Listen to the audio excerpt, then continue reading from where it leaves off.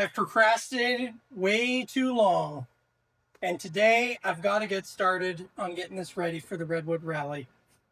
I've got to install a roll cage, so the seats have to come out. I need to install a catch can for the radiator. I've got to change the alternator to a one-wire. That'll be kind of a cool video, show you how to do that. I need to put a battery disconnect in. I've got a TCI standalone computer for the 4L80 showing up this week. So hopefully that'll go smooth. The previous one did not. And I'm going to change out the intake manifold to an air gap off of the motor that I got for the gasket. So let's get after it. Thanks for watching. Oh, great.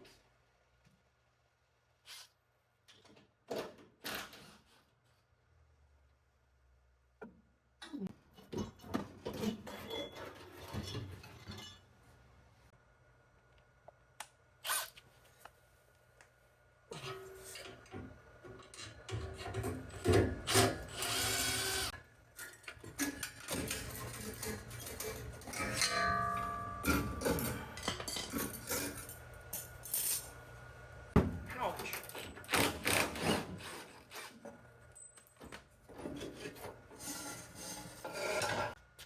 So I've got to get this alternator off of here. We are eliminating this wire. When it starts producing power, it just sends the power directly to the battery. There's nothing telling it to turn it on or anything like that. Right now, I'm running right off of the alternator directly to the starter. So from the starter, it goes back to the battery, so it's charging.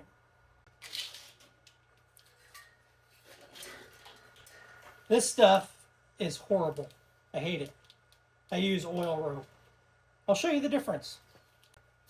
So this is oil rope. It's like temperature rated, and it looks way better for one. The only disadvantage is you can't split it open like this. You have to feed your wire in before you crimp an end on or install it. So it's a little bit, you got to think about what you're doing before you want to put this on. But this plastic stuff is just trash. It's garbage. I don't like it. I did not do this handiwork on the wiring. It comes out of the firewall as a green wire, then it becomes a white wire, now it's a black wire. This wasn't me. And if you're watching, you know who you are. And I need a 6-gauge wire to run from the alternator all the way back to the battery. All the way, it's like 10 feet maybe. I guess we can pull this air cleaner because we are going in. We're pulling this intake manifold.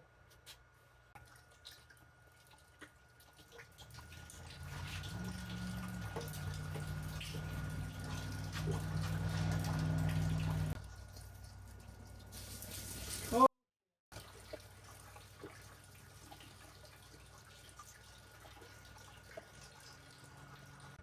Just clamping off the fuel line because I don't want fuel everywhere.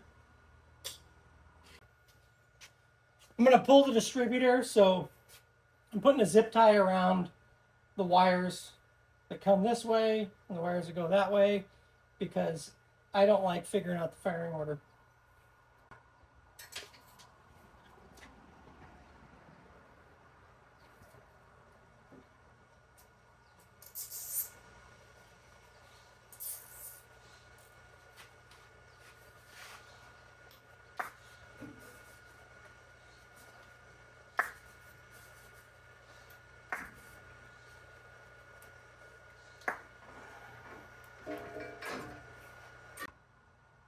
Well, I've got to disconnect that.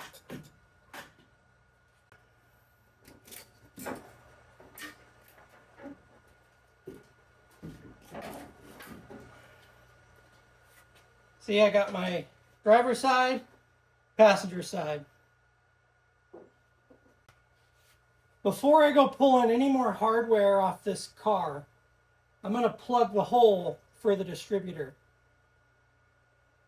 It is so critical you don't drop anything in there. I've never done it, but I don't want to.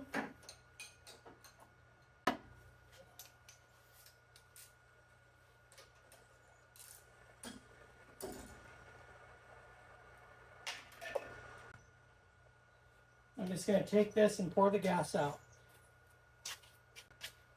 And I like to cover this up so stuff doesn't land in it. Well, there's that. Oh, I grabbed 5/8. This is supposed to be 9/16. So I'll move y'all so you can see what's going on.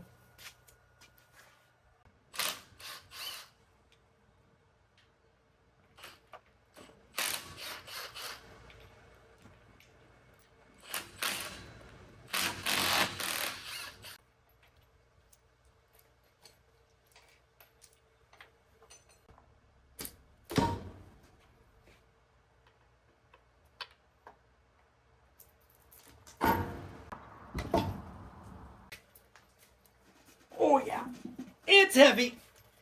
So Justin just showed up. He's gonna help me with the roll cage.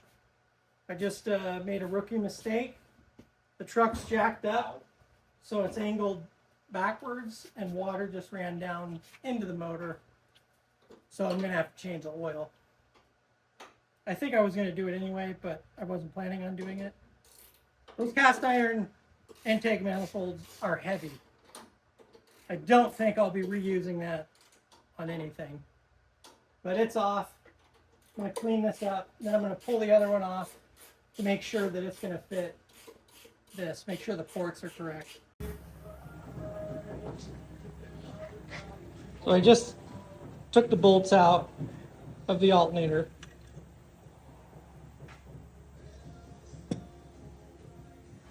Now I'm going to be removing this little guy and putting in these little guys.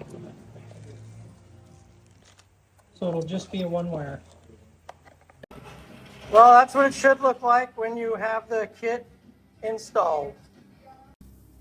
This is what's left over after you swap out the one wire kit. So the one wire kit I ordered off of eBay.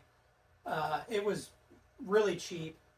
And you just unbolt this and replace what comes with the kit with what's in here, if that makes any sense. I'll do another video of that soon. It was super simple to do and it makes so much sense. You have less wires. Anyway, if you have questions about this, feel free to ask. Kind of new to me. Now that I have that, I'm going to be sending power further, and I've got some bigger wire to go off the alternator to the battery. This is just going to go straight to the battery, straight to the alternator. 6-gauge wire. We'll throw some ends on that.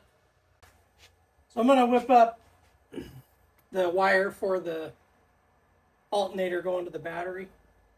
I've got this guy here. I bought it off Amazon, Temco TH0007. This, you put your end in here and beat it with the hammer and it crimps it.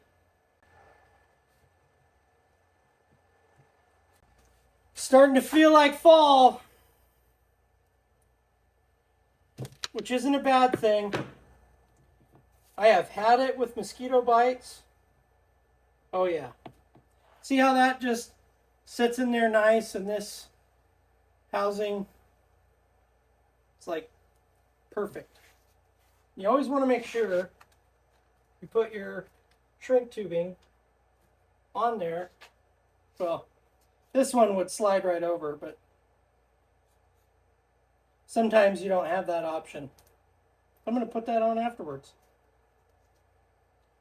Or not.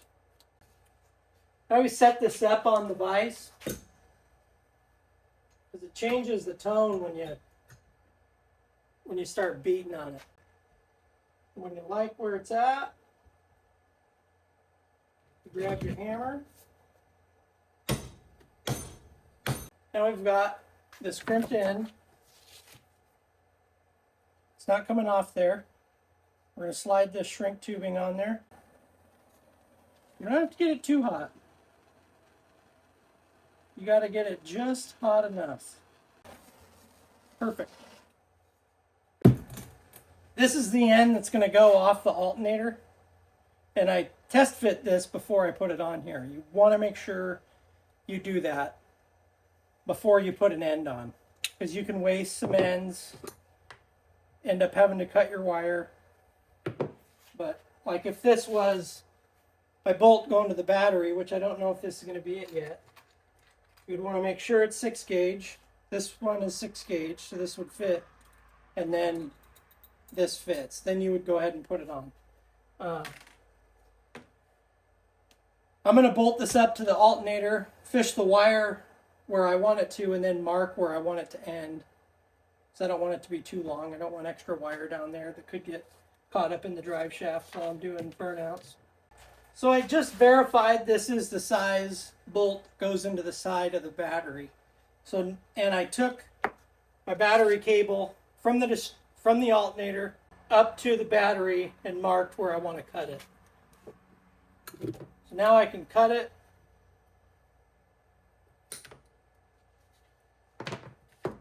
I can strip it and then double check. Yep, that's the right one. Beauty. Absolute beauty.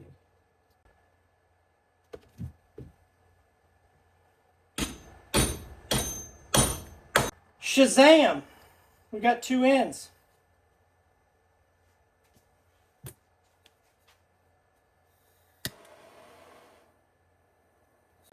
You don't need a torch, you can use a lighter. And this wire is ready to go in. I won't show you that because it'd be very boring. Okay, so the legend Chris Darlin is here measuring for the roll cage. Because he bends the bar, I don't. I'd have to buy 12 bars. What do you get on your hand there? Put a racing stripe on my hand. You weren't wearing gloves? I was, that's exactly where it's worked. Shoot. Did you pull your... Oh, no. You just taped off the glass. Yeah. You just tinted your window. Yeah. Yeah. So I can't see through them. I put seats in the gasser wagon. I might sit in it. So now I'm working on the battery disconnect. That's what this is. Apparently for drag racing, somebody needs to be able to kill power to the vehicle immediately in case of an accident. So I didn't want to remove the battery cable that I have ran from my starter to my battery and buy a longer one to go all the way to this switch. So what I'm doing is I'm going to run my existing power cable from the starter to this junction box, and it's a 175 amp breaker. So it's going to come in here from the starter, off here, go back to the switch that will be at the back of the pickup. From that, this will go directly to the battery, and I'll be able to just kill power and turn it off, which is a good idea. You should have a shut off on a hot rod, I think. I've heard that, just in case something happens, something isn't left on or burn something up. I've heard that from multiple electrical geniuses. I'm not one of those. I just take their advice. So that's what we got going on there. I'm probably not going to install any of this until tomorrow. This is where the shutoff switch is going to go. Right there. So I got to weld a plate on and run all the wires to it. Well, that's going to wrap up today. We'll have the hoop hopefully tomorrow. We'll have parts to put this intake manifold on. I've got the catch can to throw on, and we'll get after it tomorrow. Thanks for watching.